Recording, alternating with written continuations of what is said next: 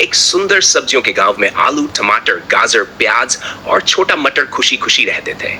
तभी अचानक आसमान में काले बादल छा गए। तेज गर्ज और बिजली के साथ मूसलाधार बारिश शुरू हो गई।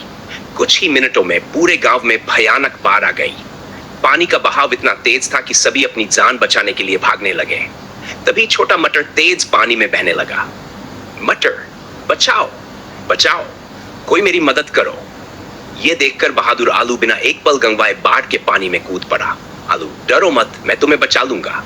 गाजर और प्याज ने तुरंत एक मजबूत रस्सी पकड़ ली, जबकि टमाटर जोर से चिल्लाया, टमाटर, हिम्मत मत हारना, हम सब तुम्हारे साथ हैं। तेज लहरों से लड़ते हुए आलू ने मटर का हाथ पकड़ लिया। गाजर और प्याज ने रस्सी खींची और सबने मिलकर मटर को सुरक्षित बाहर निकाल दिया।